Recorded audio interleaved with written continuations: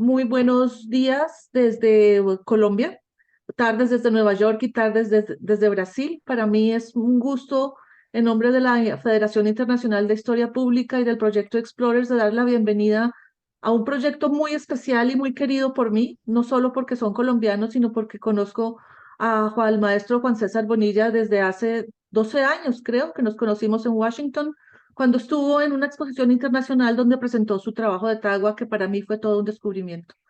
Para mí también es muy especial tener con nosotros hoy a la maestra en artes plásticas de la Universidad Distrital, Julia Patricia Vergara, esposa de Juan Luis. Los dos se han dedicado por más de 30 años al trabajo de tagua y artesanía muy relacionado con el patrimonio inmaterial de Colombia y llevan a cabo un trabajo pedagógico que vale la pena pues rescatar y promocionar, sobre todo teniendo en cuenta todas las discusiones a nivel internacional que están teniendo acerca del patrimonio, de los saberes, de conocimiento, de preservación, etcétera. Quiero darles la bienvenida otra vez a este proyecto, a esta edición especial de Explorers, y los voy a dejar en compañía de los dos maestros quienes se presentarán, nos contarán su historia y después podremos hacerles preguntas. Muchas gracias por aceptar nuestra invitación y tienen la palabra. A ti, Jimena, muchas gracias por la invitación que nos han hecho a esta familia y a esta empresa. Efectivamente, agradecerles a esta experiencia Explorer de la Academia de Historia de los Estados Unidos que se interesen en divulgar el patrimonio inmaterial que tenemos en nuestro país. Eh, yo soy Juan César Bonilla González, un maestro artesano de la semilla de la palma de la tagua. Bueno, mi nombre es Julia Patricia Vergara, soy maestra en artes plásticas, trabajé en el SENA de Colombia durante 12 años en un programa que en su momento se llamaba Jóvenes Rurales Emprendedores. Después pasó a SENA Emprende Rural y me encantaba porque era armar como ideas de negocio con muy poquito dinero y se les enseñaba a muchas personas toda esta parte de técnicas artesanales que se están perdiendo en nuestro país.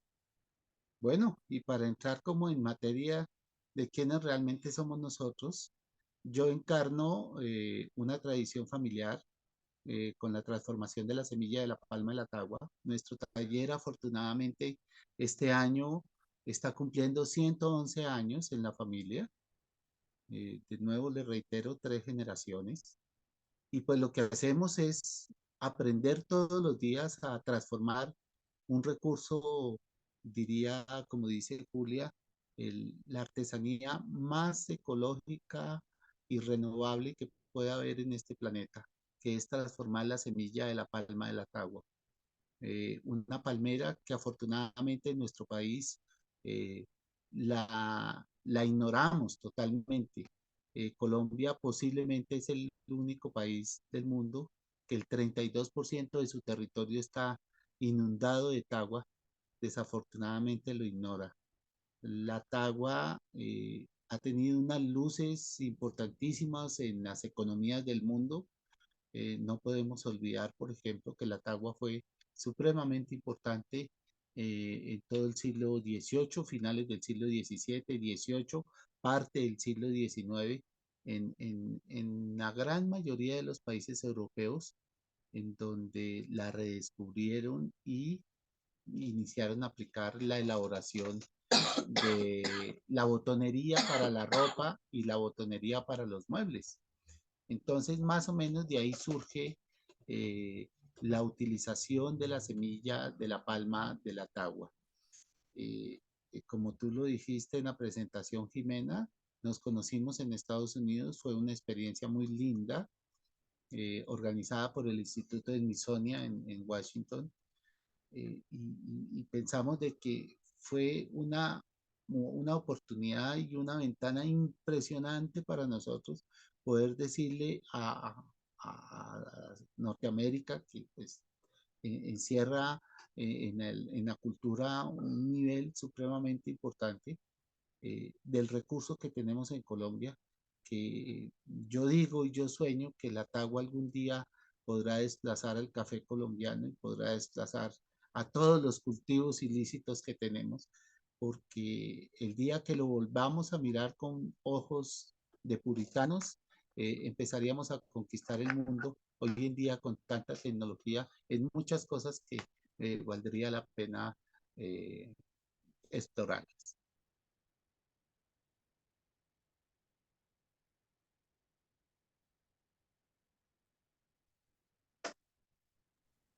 Perdón, ¿me escuchan ahora? Perdón.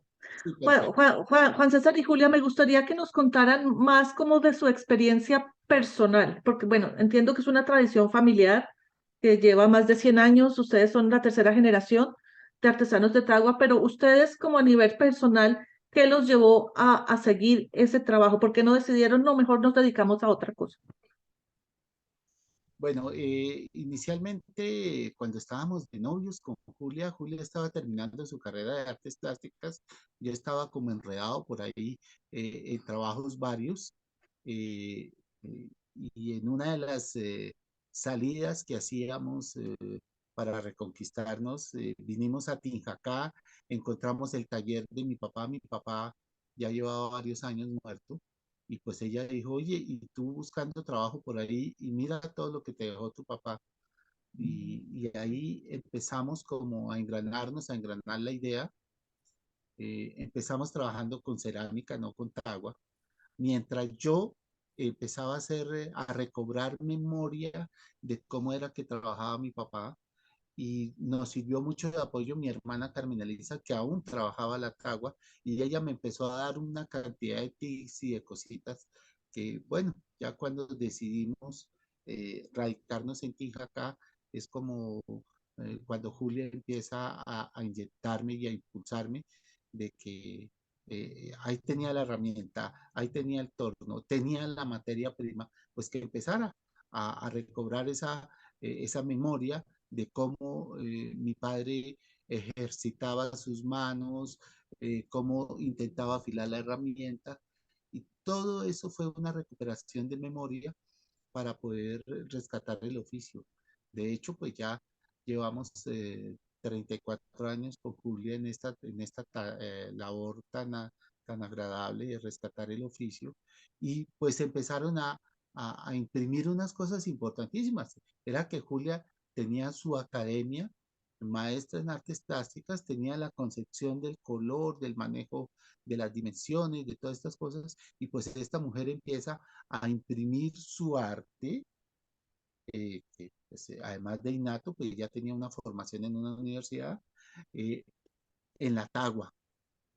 Y eso nos empezó a ayudar a cautivar clientela que, como tú sabes, estamos sobre el corredor, uno de los corredores más importantes que tiene el turismo en el departamento de Boyacá. Y la gente empezó a valorar nuestro trabajo y empezamos a despegar, y pues ahí vamos. El trabajo de Julia con la Tagua ha sido tan importante, pues que aquí tenemos yo diría, creo que es la única mujer en Colombia que ha ganado más de 2 oportunidades el Premio Nacional de Diseño para la Artesanía en Colombia. Una mujer que se ha preocupado por que todo lo que eh, se produce en un taller artesanal sea reutilizable, y pues ella se ha afianzado, que le voy a ceder la palabra ahora, en su palabra estrella, ella dice, la basura no existe en ninguno de sus componentes y no debe existir mucho menos en un taller artesanal. Entonces voy a continuar que Julia siga comentando ese trayecto que hemos tenido estos 34 años. Bueno, a mí siempre me preguntan, ¿y usted es Bonilla? No, no. Entonces les digo yo, no. Por eso en algún momento yo le dije a César, porque siempre el taller se llamaba Bonilla, taller de agua Bonilla. Entonces yo le decía, yo tengo que entrar como a esa parte del taller, porque siempre he estado como investigando, aunque no sea Bonilla, tengo la parte contemporánea que siempre he querido mostrar en el proceso de la tagua. Entonces, por eso le pusimos al taller Bonilla y Vergara. Entonces, es un taller de los dos, porque fuimos como, cada uno puso su aporte y yo siempre estuve, cuando empecé a trabajar en el SENA con diferentes grupos de artesanos, siempre los veía que botaban mucho, botaban todo el material. Entonces, empecé a hacer una investigación durante los 13 años que trabajé en el SENA. Entonces, es una investigación propia y una investigación que es real, porque siempre me gusta contar cosas reales sobre los procesos que yo hago. Si no los cuento del proceso que yo he llevado como persona, lo cuento en los 12 años del SENA, que no fueron dos o tres personas, fueron miles y miles de personas que yo formé, porque eran grupos de cada 8 días, grupos de 45 personas cada 8 días, durante 12 años. O sea, me conocí todo Boyacá. Entonces, en ese proceso me di cuenta que nosotros los artesanos, y fuera que nosotros los artesanos, también las personas votan entre el 70 y el 90% de la materia prima. Entonces a mí me pregunté, pero no, pero es que esto es chiquero, esto es basura. No, yo empecé a utilizar el papel, a hacer papel con todo lo que se me ocurría en todos los pueblos. Entonces, una vez llegué a Sáchica, que me gusta contar mucho de esa experiencia, y me dicen, les dije, siempre me gusta hacer papel con identidad local. Entonces les pregunto, ¿qué hay aquí en Sáchica que las identifique? Pues el olivo, el árbol de olivo. Entonces, vamos a hacer papel con las hojas de olivo, pero las que están caídas, no las hojas que vamos a arrancar en los árboles, todo lo que esté caído, vamos a hacer papel. Vamos a hacer papel. Allá matan gallina, o sea, hay una muy gallina criolla Campesina. campesina, entonces vamos a coger las plumas. Entonces ellas se burlaban, me decían, profe, usted está loca, ¿cómo va a hacer papel con plumas? O sea, eso es imposible. Entonces, habían gente que se me salía de clase porque pensaban que yo estaba loca. O sea, hubo un momento que las personas pensaban que yo hacía cosas que no se debían hacer. Entonces, vamos a hacer papel, hay tomate y hay cebolla, vamos a hacer papel.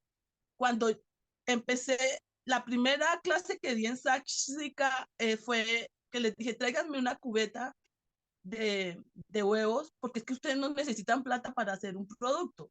Tráiganme una cubeta de huevos y tráiganme papel periódico, un frasquito de colbón y ya, y un palito de pincho. Y les he armado un canasto para los huevos. Yo les decía, bueno, si yo les armo este canasto para los huevos, ustedes me van a creer, este canasto que yo voy a armar, se los voy a vender en 20.000 pesos. Ellos me decían, ay, esa profe, ¿cómo? Entonces, cuando ya lo terminaba de armar, decía, ¿quién me da los 20.000 pesos? Y las mismas alumnas, no, yo se lo compro. Entonces les decía, mira, aquí está la idea de negocio. Así me tocó empezar. Por ejemplo, con una botella de gaseosa les armaba 3 empaques y cuando ya empezaba yo a hacerles y le incluía técnicas artesanales, entonces cuando yo ya lo convertía en dinero, pues ellas ya me creían. Al principio, cuando yo ya no lo convertía en dinero, ellas no creían absolutamente nada porque estamos en un país ahí sí como dicen en Boyacá, ver para creer. Y ahí, con toda esa, miren ustedes, toda esa pedagogía del hacer, eh, le dije yo a Julia, pues ya que estás en esa tarea, empecemos a tratar de aplicarlo a nuestro cuento, a la tagua. Y, y bueno, ahí sí como decimos nosotros en el argot popular, se nos prendió el bombillo y empezamos a desarrollar una cantidad de cosas con la tagua que yo dije, no, esto es maravilloso, esto es estupendo porque realmente lo que estamos haciendo no solamente es la pedagogía de enseñarle a la gente qué es la tagua, de dónde viene, cómo la transformamos, sino en qué la podemos proyectar, que era en el estancamiento en que nos encontrábamos nosotros como artesanos de la tagua. Y pues hoy en día pues ya estamos con un reconocimiento en que realmente aquí pueden encontrar cosas supremamente creativas, funcionales, útiles, decorativas, de souvenir. Entonces entramos a cubrir pues esos márgenes establecidos por las normas de qué es el componente de un trabajo artesanal. Eso pues nos vino afianzando y gracias al Smithsonian a que entendieran de que nosotros, por ejemplo, sí podemos hacer parte del patrimonio inmaterial de un pueblo, ¿no? Y bueno, y hoy estamos en esta charla exponiendo todas esas bondades que tiene la tagua. Mire, la tagua como semilla, si la dejamos secar debidamente de 6 meses a un año, ya con ese solo tiempo de secado, ya la semilla puede obtener 97% de dureza o 97% de densidad frente al marfil animal. Fíjense en ustedes, ya lo que tendríamos, una materia prima vegetal con propiedades similares a las del marfil animal. Entonces, lo que nosotros le decimos al mundo, oiga, mundo, despertémonos, ayudémonos entre sí, ayúdenos a nosotros a visualizar esto, porque Colombia es rica en el sustituto del marfil animal. Entonces, ahí ya entramos a ser parte de una gran solución para evitar el sacrificio de tantos animales que hoy en día pues hablan de que matan más de 1000 morsas al día solamente por extraerle los colmillos, que todavía seguimos matando elefantes, rinocerontes, que se matan los hipopótamos por extraerle sus colmillos, que vienen a ser marfil, y aquí en Colombia el recurso realmente perdiéndose. Bueno, lo Antes de, otro que perdón, sí, perdón, Julia, una cosa muy pequeña, es que para nuestros oyentes que no conocen bien Colombia, les quiero decir que Boyacá es uno de los departamentos de Colombia, está a 2 horas aproximadamente de Bogotá. Bogotá es la capital de Colombia y la capital de Boyacá es Tunja, pero Juan César y Patricia están en Tinjacá, que es un pueblo no tan pequeño. Lo visité en diciembre. Hacía muchos años no iba y realmente es una belleza, no solamente por el paisaje, sino por todo el trabajo en artesanía que se está haciendo ya, empezando por el taller de Juan César y Patricia. Ya, Patricia, perdón, ya. no señora. Bueno, uno de los aportes que yo vine haciendo, entonces les estaba contando en la parte, el trabajo que yo hago, es el, la recuperación de esos materiales. No solo recupero la tagua, que me pareció súper importante, porque cuando yo empecé a ver que César botaba la viruta, cuando él le está torneando, sale esa viruta y sale diferentes tipos de viruta. Hay una que sale que le llamamos cabelluda porque parece un cabello. Hay otra que sale más como carrasposita. Bueno, entonces en mi mente empezó a como hacer ese proceso de cómo podía utilizar cada tipo de viruta, que es lo que yo hago cuando llego a un pueblo, me vuelvo como un escáner, entonces empiezo a escanear absolutamente todo, cómo lo puedo llegar y que esa materia prima tenga bastante celulosa para hacer papel, y si no lo tiene, entonces la empiezo a combinar con otras materias primas para que llegue a obtener y podamos hacer papel. Entonces, en algún momento le dije yo a César, fuimos a Ráquira y veía que botaban los lavamanos con un poquito de chiteadura y yo prácticamente soy ceramista también porque hice 9 semestres de cerámica, sino que me enfoqué en la parte de la pintura. Entonces, con ese conocimiento, sino que el problema de nosotros los artistas a veces eh, con la gente que está externa a nosotros, a veces no nos creen, ¿sí? No nos creen en muchos procesos y eso me pasaba a mí. En todo mi transcurso de mi vida, me ha pasado que tenía mucho conocimiento, hasta ahora lo entendí. Porque me gusta mucho investigar, investigar, investigar, y tenía todo ese conocimiento que la gente no me creía. O sea, la gente, a pesar de que yo les decía, oiga, esto se puede hacer, no dejaban que yo lo hiciera, entonces me tocaba hacerlo a mí, me tocaba caerme a mí con mis procesos para poderlo hacer. Entonces empecé, le digo a César, le digo a Santana en Ráquira, oye, ¿y por qué estás rompiendo esos lavamanos? Entonces me dice, porque esto ya no sirve. Y le digo yo, ¿cómo así que no sirve? Y si los vas a romper, ¿por qué no me los regalas? ¿Me los regalas? Y me dice, sí, llévatelos. Entonces le digo a César, ábreme el carro para poder, es una anécdota que les quería contar y la cuenta César ahora. Ábreme el carro. Entonces él se pone sus manos en la cabeza y me dice, ya me tienes cansada con tanta basura, porque lo que yo era muy recicladora en todo el proceso. Entonces yo metí mi dedo pequeño y lo que corro la ventana para poder abrir el carro y me subo mis lavamanos y yo soy muy una mujer de las que si digo algo, hasta que no lo haga, si me caigo en el intento, digo, perdón, me caí en el intento, pero lo intenté, lo hice. Entonces, ese día me acosté como hasta las 4 de la mañana pegándole cáscara a ese lavamanos, ¿sí? Porque yo le dije, es que voy a coger esos lavamanos para pegarle cáscara. Y César me decía, no, tú estás loca, ¿cómo se te ocurre? Es terrible, no sé qué. Eso pasa con nosotros, eso pasa con nosotros cuando queremos un cambio. No nos dejamos guiar. Bueno, yo dije, voy a llegar. Y he pegado. Y le dije esta frase. Cuando él se levantó, ve el lavamanos y me dice, bonito, fue lo que me dijo. Y le dije yo, el día que yo logre venderle a una persona que tenga el dinero de comprarme este lavamanos, ese día voy a decirle, la basura no existe y te voy a comprobar a ti que la basura no existe. Y ese día porque la persona que me está comprando el lavamanos me está comprando basura, si lo queremos llamar así, me está comprando basura.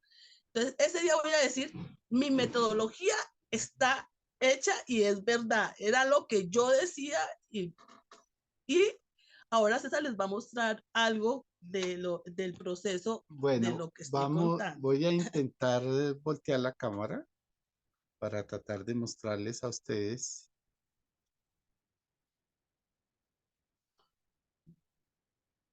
de lo que Julia está hablando en este momento.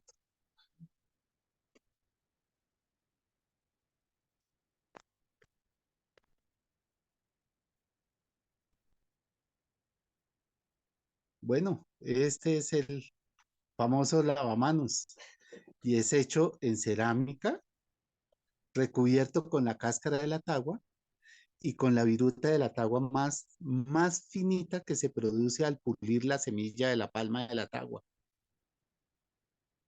Y ahí, hoy en día, hoy, por ejemplo, estamos terminando 6 lavamanos para un, un espacio de cabañas que hay en la zona que optaron por vincular este tipo de lavamanos en sus espacios. Pero entonces voy a aprovechar, ya que volteé la cámara, pues para mostrarles muchas cosas del taller, ¿no? Este es un pendón en donde están viendo el mapa de nuestro país, Colombia. Esa franja de verdes que ven ustedes allí es donde tenemos agua en Colombia. Me preguntan, ¿y esa intensidad del color es porque mayor tagua hay en esos sitios? Sí, efectivamente, es donde mayor cantidad de tagua hay en esas zonas verdes, muy oscuras. Pero si analizamos, pues Colombia es el 32% del territorio nacional inundado de tagua, ¿no? En donde sus palmeras, pues, tienen unas características primordiales. Miren, este es el fruto de la palma de la tagua. Son unas piñas que oscilan en tamaño entre un balón de microfútbol hasta un balón de básquetbol. Y dentro de estos orificios es donde vienen las semillas que ya trabajamos. Aquí les estoy haciendo un pequeño paneo. Este es mi espacio de trabajo. Este es mi torno. Y esto es lo que ya hoy en día Julia ha hablado en estos últimos minutos sobre el recurso que ya estamos aprovechando. Esta es la viruta con la cual estamos haciendo papel Todo esto que ustedes ven encima de mi banco, todo esto era basura, todo esto se botaba. Esto mismo ocurre en las infinidades de talleres del mundo entero, solo que no se ha tenido la visión o no han tenido la fortuna de tener la esposa que yo tengo, maestra en artes plásticas, inquieta, hiperactiva en poder aprovechar este tipo de recursos. Entonces, pues ahí tenemos y vamos a hablar de lo que hemos podido explorar en estos 34 años. Aquí me voy a acercar a esto. Este es un rinconcito maravilloso. Aquí ustedes pueden ver las propiedades más visibles que tiene la tagua frente al marfil animal. Entre más blanca veamos la semilla de la tagua, es más joven. Entre más amarilla, más ocre, tiene más años de secado. Entonces la gente nos pregunta, bueno, ¿y cuáles son las edades de estas semillas? Semillas de 10, 12 años de secado, es la semilla más joven que tenemos en este momento. Semillas de entre 25 a 35 años, vean ustedes que es un caramelo muy lindo. Esos brillos que ven son brillos naturales. Y estas son semillas que dejó papá, que ya superan los 45 años de secado. Entonces uno le explica a la gente, ¿cuándo nos volvimos patrimonio? Cuando empezamos a entender la evolución que tiene la tagua en el tiempo, lo importante que ha sido la tagua para la humanidad.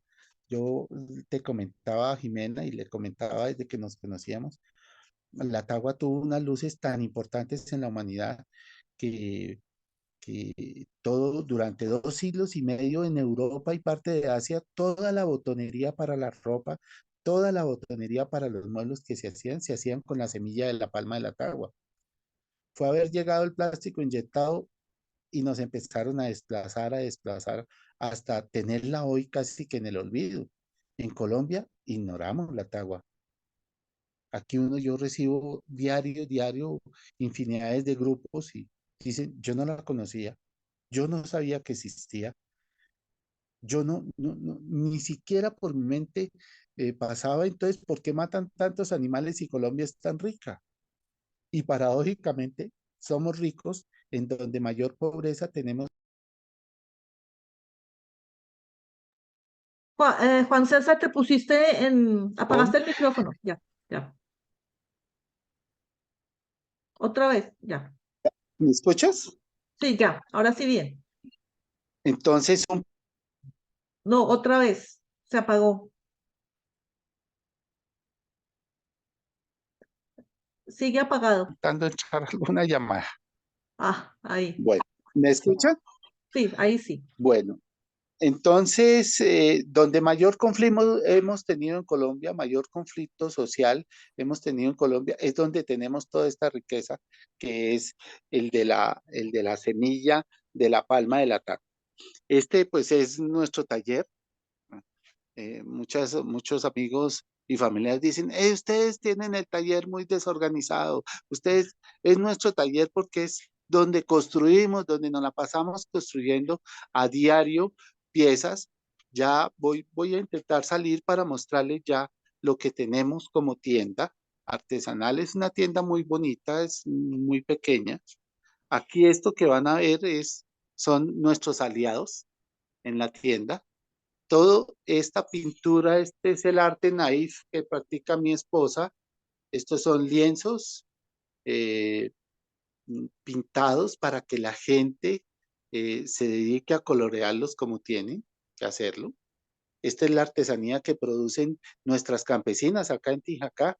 Toda la cestería de fique con paja de zorro.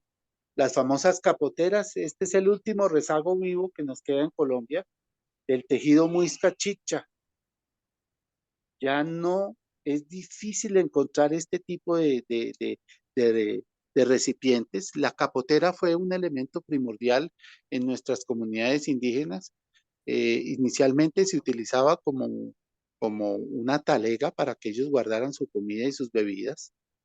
Luego pasó a ser, después de la conquista, pasó a ser una medida de peso. Actualmente en las plazas de mercado de nuestra zona, eh, tú encuentras la arroba de papa, la media arroba de maíz, la arroba de zanahorias, y esta es una medida de peso importante. Aquí tenemos pues la miel de la región, y aquí ya tenemos el trabajo nuestro. Este es el que van a ver que está catalogado como el ajedrez más pequeño del mundo. Es un legado que dejó mi padre. Esto ya todo es hecho por mí. Mi papá murió en el año 87. El tablero de este ajedrez mide 12 milímetros por 12 milímetros. Y pues obviamente hacemos piezas grandes. Y todos estos imanes que ven aquí que están pintados con arte naíz, ya coloreados todos por Julia. También tenemos en el espacio todos los otros productos que realizamos con esta semilla, que en últimas se han convertido en el sustento. Yo actualmente en mi taller tengo 3, 4 torneros más, son 3, 4 familias más que viven de este proceso. Y pues vale la pena, voy a mostrarles del papel que tanto les habló Julia hace poco. Voy a ponerlo acá en contraluz para que ustedes miren el tipo de papel que ella construye con todo lo que nosotros comúnmente conocemos como basura. Papel hecho con la viruta de la tagua. Aquí vemos bugambilias, vemos fique, vemos cunchos de café. Bueno, vemos todo lo que ella no considera que es basura, que para nosotros sí lo es, y ahí podemos plasmar pues identidades de pueblos, ¿no? Bueno, voy a voltear la cámara de nuevo. Entonces, no sé si ustedes quieran preguntar algo, nos quieran preguntar algo sobre el proceso. Eh, Estamos a yo la tengo una, orden. gracias Juan César y gracias Julia. Yo tengo varias preguntas, pero no sé si Michelle quiere hacer una pregunta.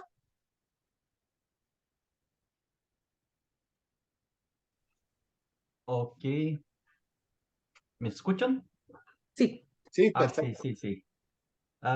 Me encanta el trabajo de Juan y Julia, y una charla muy buena.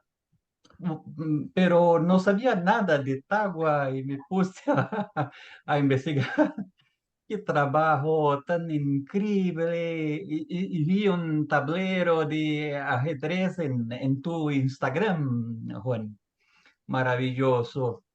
Entonces creo que puedo preguntar algunas cosas, como por ejemplo, ¿cuál es la importancia de la tagua para la economía colombiana y para las comunidades que la trabajan con él?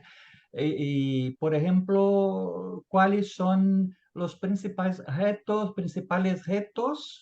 a los que se enfrenta a la producción y comercialización de la tagua en Colombia? Muchas gracias. Bueno, Michelle, bueno, gracias por tu pregunta. Sí, efectivamente, la tagua como trabajo artesanal fue muy importante en el país, más o menos de la década del 40 hasta la década del 80, como más o menos 40 años. En el solo departamento de Boyacá éramos cerca de 60, 70 torneros, que eso implicaba 60 personas produciendo en torno para que otras, no 60, sino 120 o 150 personas asistieran el trabajo de torno en hacer los pegues, en hacer los acabados, en pintar, en hacer las decoraciones, en conformar ya la pieza como tal. Y fueron 40 años de una buena afluencia económica en el departamento de Boyacá, Chiquinquirá, Boyacá, que fue donde iniciamos. Pues de ahí se sacaba mercancía para el resto del país. Y digo, se sacaba mercancía en grandes cantidades, en grandes cantidades. Desafortunadamente, hemos venido en una desalarización económica con respecto al trabajo de la tabla. Otra vez se te pusiste se apagó el Es micrófono. Ya. que no logramos hacer escuela en su momento dado. y al no haber escuela en su momento dado, pues nos hemos venido quedando rezagados. Ya somos muy pocos, como les comenté hace poco. Yo creo que actualmente seremos en todo el país no más de 15 torneros, digamos. Exageremos 20 torneros, 20 torneros de tagua en, en un país de más de 60 millones de habitantes, pues estamos ya desapareciendo como tal. Como proyección que le tengamos a la tagua, yo sueño, yo le digo a todo el mundo, sueño llegar a viejito y poder ver cómo la tagua desplaza a nuestro café, a nuestra coca, a nuestra marihuana, a nuestros cultivos ilícitos y cómo podemos volver a reconquistar con la tagua al mundo entero. La tagua podría ser la materia prima ideal, ideal para ponernos con un sentido ambientalista, ecológico y de responsabilidad social frente al recurso. Ustedes en Brasil, por ejemplo, tienen mucha tagua.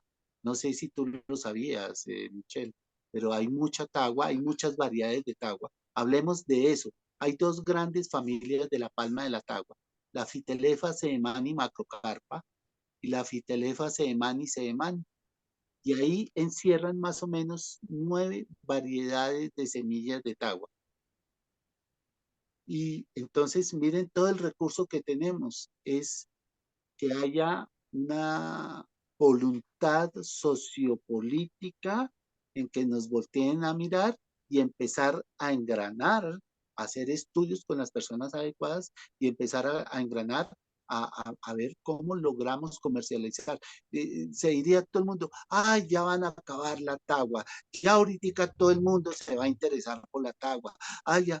Yo digo lo contrario, si ya nos interesamos por la tagua, pues empecemos a hacer sembradíos ordenadamente de la palma de la tagua y empecemos a explorarla. Yo creo que así inició el café, yo creo que así inició el cacao, ¿sí? Ya cuando se empezó a propagar, pues empezamos a hacer las cosas con un sentido de responsabilidad mayor y ya conociendo todas las bondades y todas las propiedades que tiene la palma de la tagua y la semilla primordialmente. Yo voy a hablar de los retos, de la pregunta que hizo Michelle de los retos. Nosotros hemos pasado varios retos, Michelle, en el proceso de la TAU. Uno de los retos que pasamos fue que en el 2018 César sufrió una pancreatitis con sangrado y estuvo más o menos año y medio, imagínate, de UCI en UCI. O sea, el almacén estuvo cerrado. Imagínate, ahí fue un reto durísimo porque todos nuestros ahorros se acabaron y quedamos en ceros. O sea, fue una cosa, pues ahora yo lo decía terrible, pero no, ya ahora yo digo que eso fue una oportunidad para mostrar lo que nos está pasando ahora. Y después de ese reto tan duro que fue de la enfermedad de César, nos estábamos levantando hasta ahora un poquito y viene la pandemia. Entonces, imagínate, viene la pandemia y nos acabó. Es como si yo sintiera un zapato grande de un gigante y nos espichó de una manera que, ¿cómo fue tan duro que yo un día me levanté llorando? Porque, claro, nosotros hubo un momento que estuvimos muy bien económicamente y era cuando yo entiendo que los seres humanos somos muy duros cuando pasa cualquier proceso, entonces todo el mundo nos empezaba a criticar. Y bueno, y ustedes, si ustedes eran los que más plata tenían, ustedes estaban más económicamente, pero nadie nos ayudaba, o sea, todo el mundo era critique y critique y critique sobre la herida, pero nadie nos ayudaba.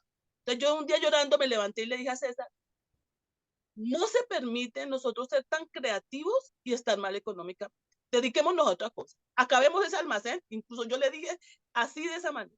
Acabemos de ese almacén, porque mis hermanas me decían, Julia, pero llene el almacén de cosas lindas. Y yo les decía, es que el problema no es que yo llene el almacén de cosas lindas. Las cosas lindas están ahí. El problema es que no hay gente que nos compre y no nos están comprando porque la gente no tenía esa costumbre de comprar artesanía de ese modo, sí, y mucho menos en la pandemia. Entonces, En este momento, de haber pasado todos esos retos tan duros, cuando abrieron después de la pandemia, yo le dije a César, vamos a cerrar. Y cuando nos dimos cuenta que la gente también empezó como a cambiar su manera de comprar, empezó a comprar más local, empezó a apoyar los emprendimientos, eso sí se lo debo a la pandemia, más consciente de la responsabilidad ambiental. Y en este momento me atrevería a decir que nos hemos recuperado un 90%, o sea, estoy muy feliz con todo el proceso. Entonces ya no vamos a tener que cerrar, ya no vamos a tener que cambiar de profesión, ya no vamos a tener que... Y eso fue un proceso duro, o sea, de lloradas, de decir, me da tristeza dejar el proceso artesanal después de toda esa lucha que hicimos, pero era comer o pasarnos a otra profesión o comer nosotros, ahí sí, ponernos el oxígeno nosotros o seguir detrás de una tradición. Afortunadamente, la gente se ha encargado de volvernos a apoyar y nos traen, o sea, ya nos buscan y eso era importante, que nos buscaran por el proceso y por la profesión. Hay una anécdota que les quiero contar. Yo estuve en el taller en diciembre, a pesar de que ya conocía a Juan César de antes, no nos conocimos, Julia, qué pesar, y fui simplemente de paseo. Y ahí vivía un amigo que ahora vive en España, y me dijo que como yo vivía en Estados Unidos y estaba ya tan lejos de mi país, que me quería llevar a un sitio muy especial que seguramente no conocía, a un sitio donde había mucha tradición y que hablábamos de patrimonio y eso, y me llevó al taller de Juan César. Y mi amigo se sorprendió mucho cuando se enteró que nos conocíamos, pero me sorprendió de buena manera que el taller de ustedes ahora es un punto de referencia turístico donde va todo el mundo. Y eso me parece muy importante y habla de la superación de los retos precisamente, Julia. Entonces, no pueden desfallecer. Ya es demasiado tarde para desfallecer. Total, total. Yo tengo unas preguntas con respecto a la semilla de la tagua, porque como les digo, yo no la conocía. Juan César nos mostró varias semillas como de diferentes tipos de secado, pero mi pregunta es, ¿dónde consiguen ustedes la semilla? ¿La compran, la recolectan, se las mandan? ¿Cómo la consiguen?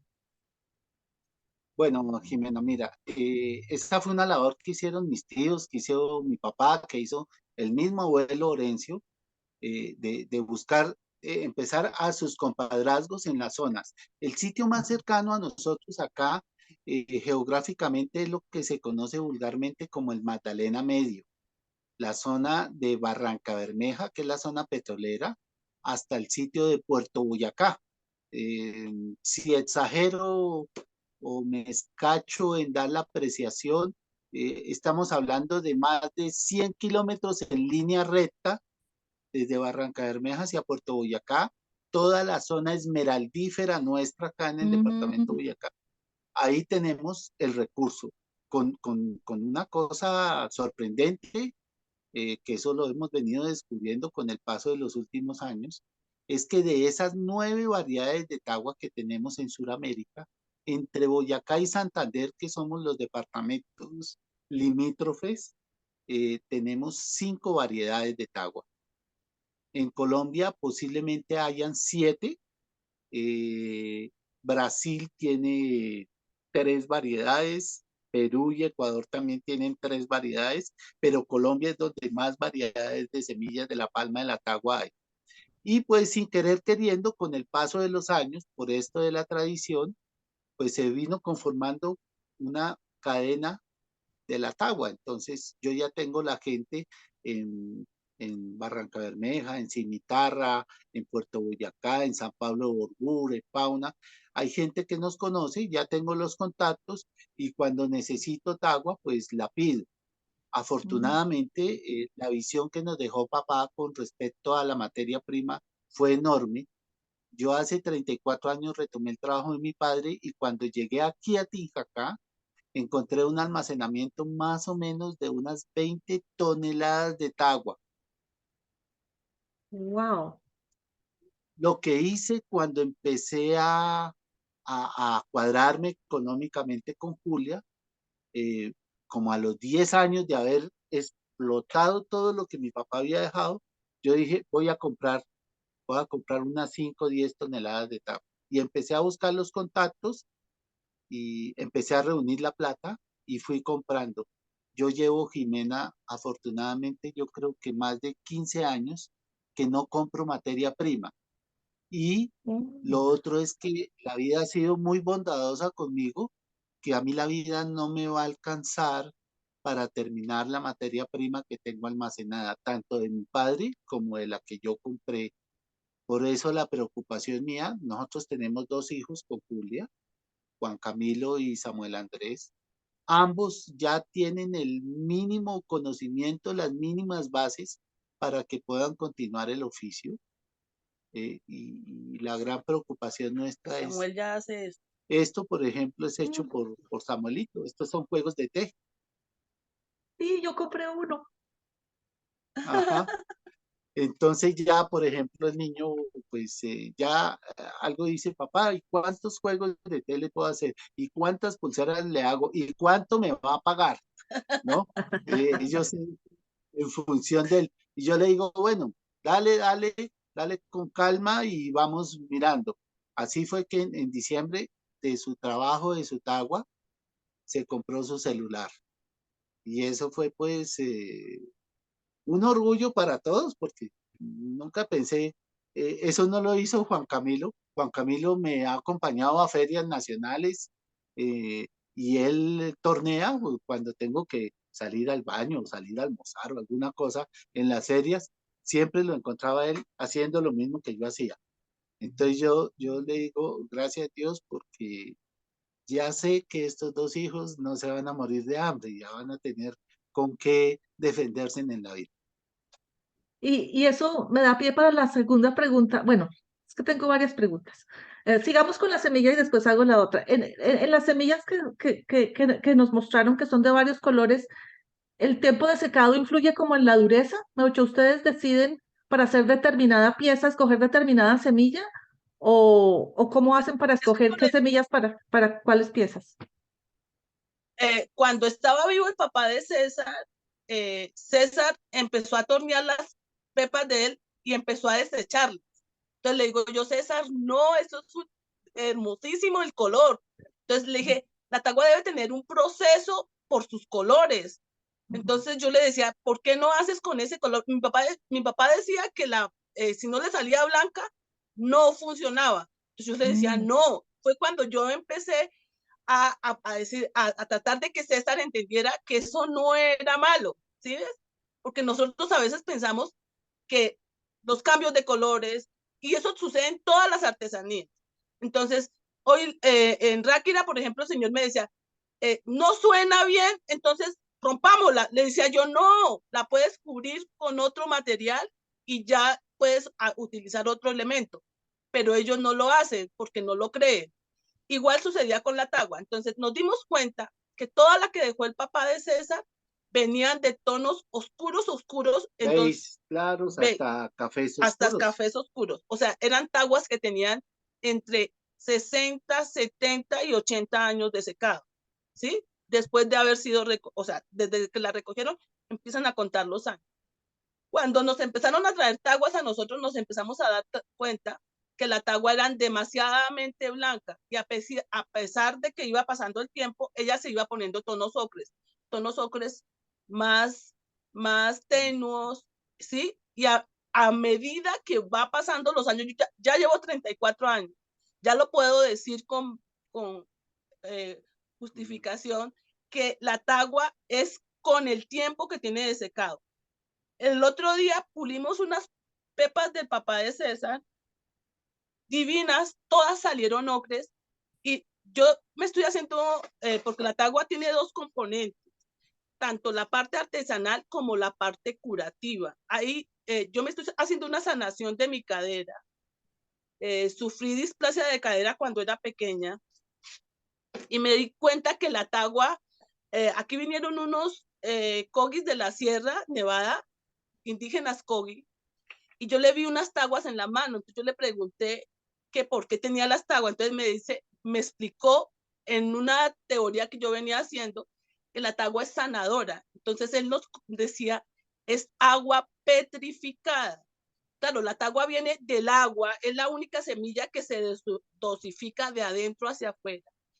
Y aquí vino un señor que trae turista, ellos vinieron del Chocó y él decía, yo desde que estaba pequeño, mi abuelo me daba tagua como suero cuando estaba deshidratado, pero es cuando la tagua está en su forma de agua, ¿sí? Cuando no está en estado líquido. Cuando no está en estado líquido. Y también lo dicen que es para curar la próstata. Entonces, la tagua del señor Bonilla, la tagua más oscura, pásame una y la muestro, mira esa que está allá.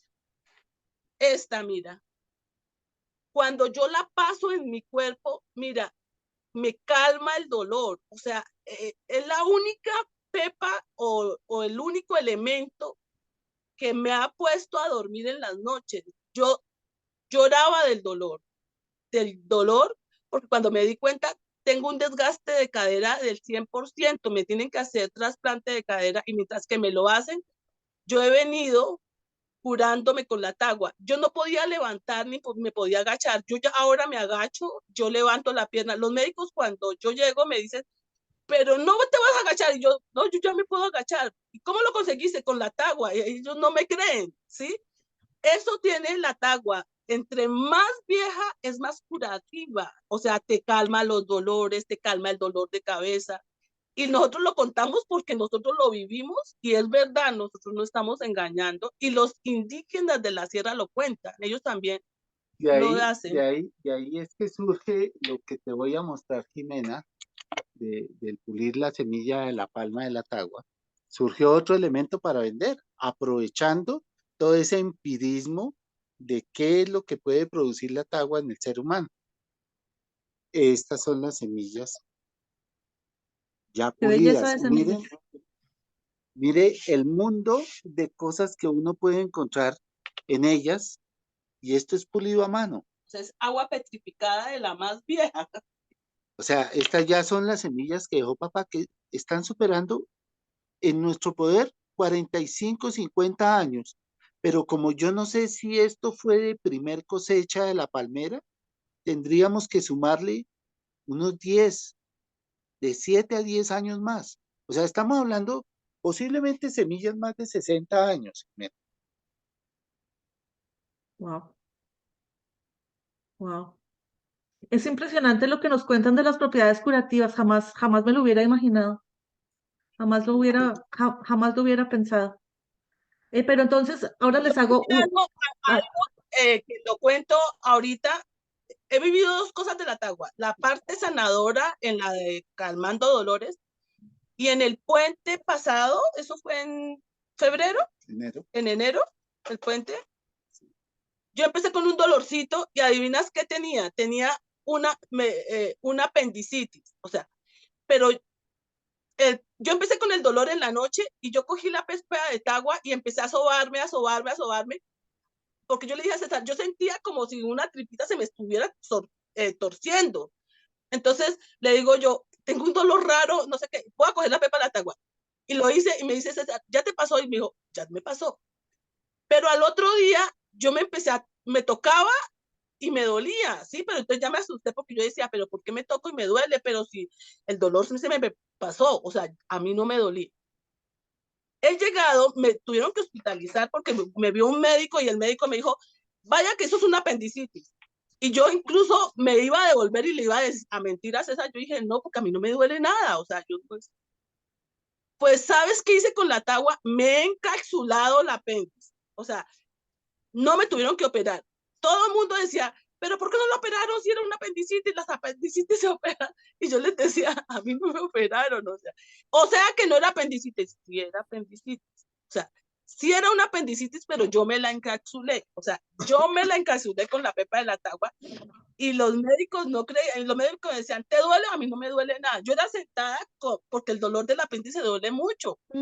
La pepa fue tan radical que no me dolía. O sea, me hicieron todos los exámenes, si era apendicitis, me la manejaron con antibióticos. Ya el médico me dijo, está encapsulada. O sea, la encapsulé de tal manera de que no me tuvieron que operar. Entonces, con la pepa de la tagua. Además, Jimena, yo pues como te comentaba en el pasado, yo he tenido la oportunidad de trabajar en todo el Pacífico colombiano, con comunidades indígenas y con comunidades negritudes. Y allí pues yo lo que he venido haciendo es recogiendo todo lo que los ancianos de estas comunidades me comentan sobre la tagua. Y una de las cosas que siempre me llamó la atención es que la tagua para ellos eh, era, era el que le evitaba los cálculos renales a las personas, era el que le evitaba las infecciones urinarias. Y pues analizando bien, pues yo tomé allá mucha agua de tagua y más diurética que el agua de coco y mucho más refrescante que el agua de coco. Impresionante, impresionante. Ahora les quiero hacer Entonces, otra pregunta que también al principio mencionamos que ustedes me mencionaron que que el taller de ustedes es pedagógico. Yo quiero saber cómo hacen ustedes para enseñarle a nuevas generaciones todo el trabajo de Tagua. ¿Ustedes, por ejemplo, les brindan la materia prima o cómo hacen ustedes para digamos, seguir transmitiendo ese conocimiento? sí, nosotros aquí normalmente en el taller con todos los visitantes, sobre todo los grupos de colegios que vienen, de universidades que vienen, aquí me traen mucho universidades de diseño industrial, de artes plásticas, ¿no? Vienen Ambiental. y de la parte de ingeniería ambiental. Pues porque nuestras charlas tienen todos esos tres componentes que ayudan desde la perspectiva nuestra a estos muchachos a enriquecerles un poco más todo su bagaje que están adquiriendo en estas universidades. Sí, suministramos toda la materia prima y hacemos unas charlas pedagógicas participativas, así las llamamos nosotros. ¿Qué es la charla? Pues dictamos la charla, la parte mía, la parte de Julia. Al final les entregamos una semilla de tagua y les inducimos a aplicar la técnica de pulimento, que es la que es más fácil, todo el mundo la puede hacer. eh, y eso se vuelve en una interacción bastante interesante porque la gente empieza a hacer unas cantidades de preguntas y de cuestionamientos interesantes que ayudan a enriquecer mucho más esa charla que dictamos. ¿Pero ustedes cobran por las charlas o son gratis o las universidades les pagan por las charlas? No, normalmente nosotros tenemos, ayer nos preguntaban de una agencia de turismo que nunca habían venido acá, que cuánto cobrábamos por la charla. Nosotros cobramos 7.000 pesos colombianos, que equivalen a un euro X centavos, a $1.50 Sí. posiblemente o menos, por persona que entra y nosotros entre 35 minutos a 40 minutos, la persona sale ya con un conocimiento bastante amplio sobre el trabajo que hacemos. Pero yo quiero hacer una aclaración ahí.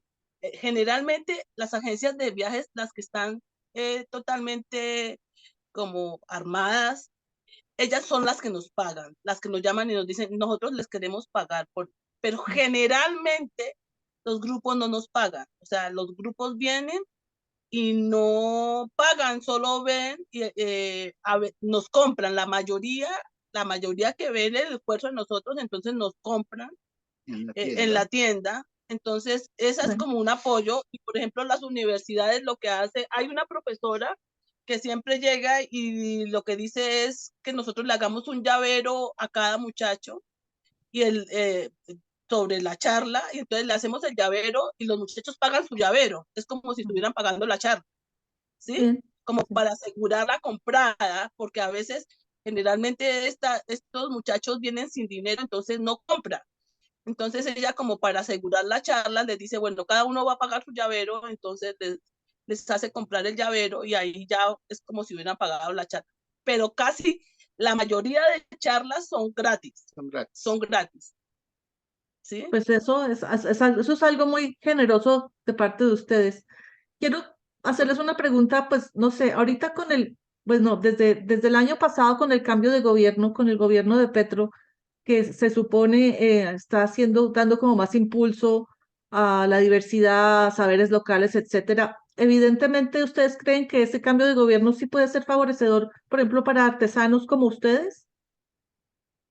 Yo te voy a O- decir una cosa, el otro día eso mismo lo preguntaban los turistas, pero yo no sabía que esos turistas no tenían como no Afines. afines con Petro, ¿sí? Ah, no, Y ok, entonces, ¿me entiendes? Yo le dije una realidad, o sea, una realidad que yo le estoy diciendo.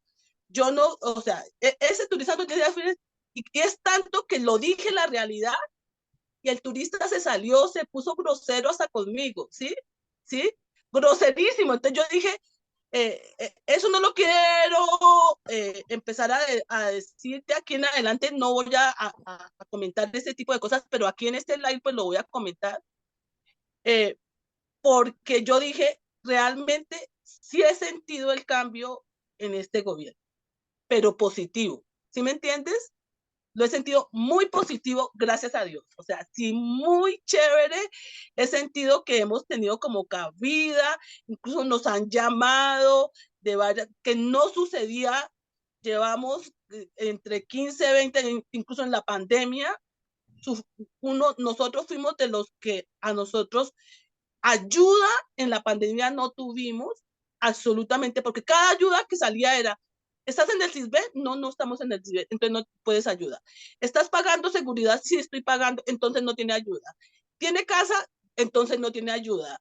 ¿Tiene esto? No tiene ayuda. ¿Sí ves? ¿Tiene finca? No tiene ayuda. O sea, a nosotros todo el tiempo nos decía, no tiene ayuda, y a nosotros no nos ayudaron. Entonces yo no sentí ni siquiera un mercado que yo diga, realmente a mí me dieron un mercado en la pandemia, no. O sea, en la parte ayuda, o que me dieron un proceso de todas las ayudas, porque hubieron muchas ayudas, muchísimas que yo supe, pero a nosotros no. Y en cambio, en este gobierno, a cada cual hay que darle lo que es. En este gobierno sí hemos tenido ayuda, ¿sí? Sí, y nos han llamado, Sí, que yo digo, yo le digo a César, pellízcate, ¿será verdad? O sea, sí, sí, sí. bueno, por lo menos nos han invitado a que nosotros planteemos nuestro punto de vista frente a la artesanía, no nuestra, sino a nivel local, a nivel nacional. Entonces ya he podido estar en 3, 4 reuniones en donde han tenido en cuenta el criterio nuestro, lo han valorado. Pues seguimos bajo el mando de Artesanías de Colombia, que pues es una empresa que se ha sabido lucrar muy bien del trabajo artesanal del país. Eh, Hace poco, por ejemplo, que me tocó decirlo en la última reunión que estuve, hicieron una convocatoria para los artesanos que quisieran vender sus productos en las tiendas de artesanías de Colombia, por ejemplo. Pero en la parte de abajo, en la convocatoria, decía, todas las mercancías serán recibidas en consignación. Entonces yo ah, dije, no. ¿cómo así? Ay, otra vez se apagó. ¿Qué social puede ser este? Si nos van a pedir de que metamos nuestras mercancías a los almacenes de artesanías de Colombia y bajo la modalidad de consignación, y esto no es cambio. No. Entonces, al decirlo, pues entonces ya van a empezar a reevaluar eso. El presupuesto de artesanías de Colombia este año yo creo que va a superar los 30.000 millones de pesos. Entonces, que al menos dignifiquen un poco el sector artesanal, que es lo que menos se podría hacer. Sí, sí, entiendo, entiendo. Y me alegra mucho oír la respuesta de Julia en cuanto que este gobierno por lo menos está intentando tener en cuenta las diferentes voces, no solamente de artesanos, sino de muchos otros sectores que antes no se tenían en cuenta. Eso me alegra mucho. Y ya para ir cerrando, al principio Juan César mencionó que Julia era tal vez la única mujer dedicada a la tagua en Colombia. Y yo sí quisiera saber más de la trayectoria de Julia como mujer en este oficio, también teniendo en cuenta que estamos en el mes de la mujer. Me contaron que había sido receptora de premios nacionales, que la última vez no te lo dieron. Yo quiero oír toda esa experiencia tuya, Julia, pero desde el punto de vista de la mujer. De la mujer. Bueno, yo en algún momento participé en varios concursos, pero tampoco sabía que detrás de esos concursos premiaban también el artesano.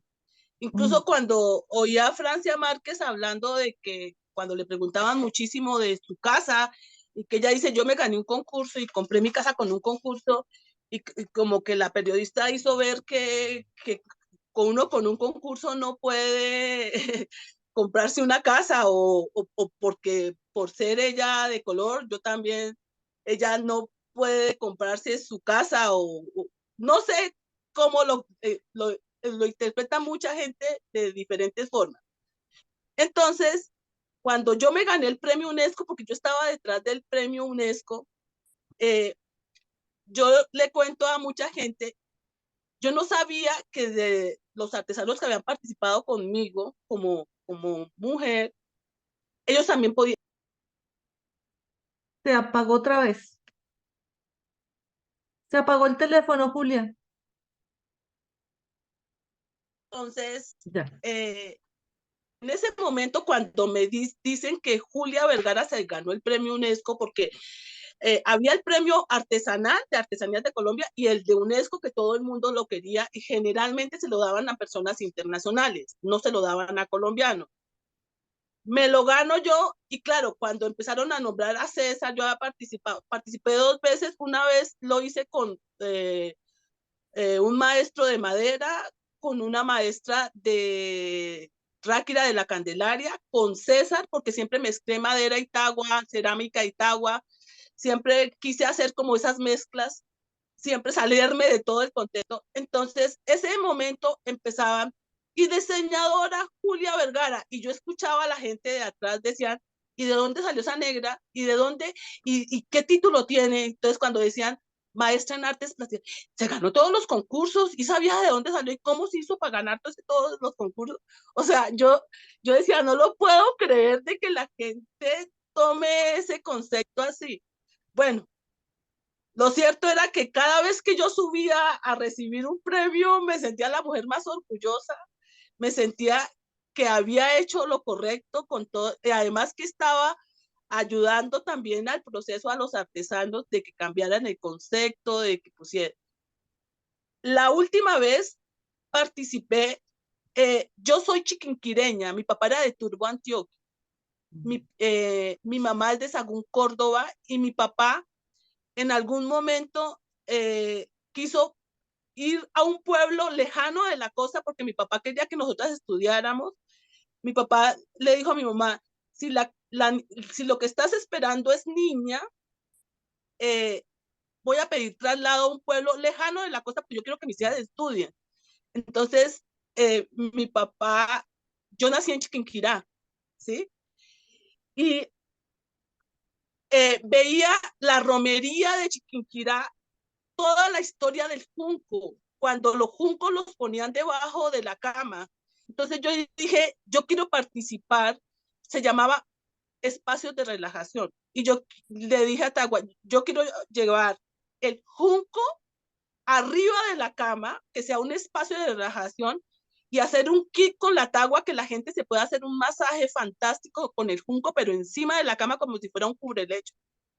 Y me he hecho todo un proceso del junco, incluso todavía estaba vivo mi papá y él me alcanzó a hacer como la introducción del proceso del concurso. Y yo le dije, papi, yo quiero contar que cuando yo era pequeña, yo me subía en los camiones y yo veía cómo la gente extendía los juncos en los camiones y como no había hoteles, la gente se acostaba en el junco y la gente hacía paredes con el junco. Entonces, él como era profesor de español, él me hizo todo el resumen, quedó espectacular. Y yo pensé que ese día yo me ganaba el concurso porque yo hice unas piezas espectaculares. Y cuando llego, todo el mundo me decía, Julia, ¿te ganaste el concurso? Yo le dije, no, yo no me lo gané, lo ganó un muchacho de una silla. No, Julia, pero a mí me dejaron exponer las piezas eh, porque yo había participado y había quedado entre los 5, pero no fui la ganadora. Pero a mí me quedó en mi corazón porque todo el mundo me lo decía. Tus piezas divinas, qué piezas tan hermosas, y además que yo sentía que había hecho un trabajo muy bueno. Entonces yo le dije a César, yo voy a preguntar porque a mí me parece que ese concurso lo gané yo, ¿sí? Entonces me dice César, no, eso, ¿qué te van a decir? Le dije, pues voy a poner. Le dije a mi papá, ¿qué puede poner uno? Ahí uno puede poner una tutela, un derecho de... Entonces mi papá me dijo, pon un derecho de petición. ¿sí? Porque la niña, cuando yo fui a Artesanías de Colombia, le pregunté, oye, ¿yo puedo ver mi resultado del jurado? Me dijo, no, no, Julia, no, no. Entonces mi papá me dijo, pon un derecho de petición. Entonces puse el derecho de petición y ahí sí. Y yo también dije, yo quiero saber qué porcentaje sacó el ganador, qué puntaje sacó el ganador.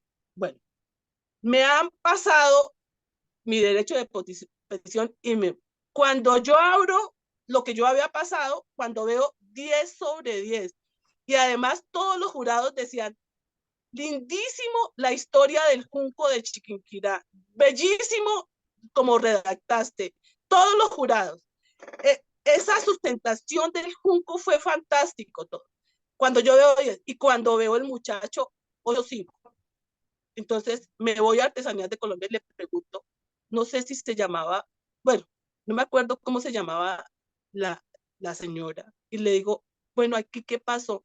Me dice, Julia, es que tú tienes que entender que tú ya has ganado muchos concursos. Y yo le dije, no, es que eso no es así. Yo fui la ganadora. ¿Se apagó otra vez, Julia? No volví a participar en concursos, pues me dolió mucho esa parte de esa parte de haber hecho toda esa transformación, de haber llevado la tagua a la parte contemporánea como mujer y haber ganado todo y era la primera vez que los artesanos ganaban conmigo, ¿sí? Y Sí. que yo involucraba a muchos artesanos como mujer y sobre todo me encantaba también llevar a mujeres conmigo a que ganaran conmigo. Claro, claro. Sí, señor. Lamentablemente esa anécdota no es la primera vez que pasa. Yo también Sí, espero que con este cambio de gobierno y con la vicepresidenta que tenemos, estos cambios se sigan dando y se sigan implementando, sobre todo las cosas tan horribles que he oído que le dicen a Francia Márquez, y ella sigue ahí, dando la sí. pelea. Me parece que es importantísimo seguirla dando, por eso yo quisiera que ustedes la sigan dando, porque este trabajo de ustedes es importantísimo porque habla de lo que nos interesa a nosotros, más que todo, pues como historiadores, del patrimonio inmaterial y eso, pero también como Juan César lo mencionó, es un recurso económico muy importante si se sabe explotar bien. Entonces, tener ahí como una, no sé, como una mina que podría ser muy beneficiosa para el país. Y quiero preguntarles a los dos, o preguntarles no, sino decirles, ¿tienen algo que añadir, algo para cerrar, un mensaje que le quieran dejar a la gente que los pueda oír desde diferentes partes del mundo? Pues querer muchas cosas, creo que queremos llegar a ser viejitos y ver un tanto del resurgimiento de la semilla de la palma de la tagua y verla así, como lo acabas de decir tú, Jimena, como una minita de oro que tiene Colombia para el mundo. Sí, Así como se me ha metido a mí muchas cosas, le digo yo a César, yo sí quiero dejar una escuela de la TAU, ¿sí? sí, Yo eso. sí Pero ustedes quiero hacerlo. más o menos la tienen. Pues digamos ahí, digamos en toda la labor pedagógica que ustedes hacen, ahí la han estado armando, ahí la han estado armando y sobre todo ya ustedes tienen reconocimiento ya internacional, ya en muchas partes del mundo saben a dónde ir, conocen sus nombres, saben el trabajo de la tagua. Eh, a mí no me queda sino darles las gracias, mi admiración profunda. Eh, este es un trabajo que de verdad merece ser reconocido, expuesto, admirado, promovido. Espero que este video para las personas que lo estén oyendo también sirva como de aliciente para comunicarse con ustedes. Si alguien llega a pedirme sus números de contacto, yo me comunico primero con ustedes para saber si se los puedo dar libremente o no. Y ya para finalizar, solo me queda darles las gracias otra vez por aceptado la invitación de la Federación Internacional de Historia Pública y del proyecto Explorers.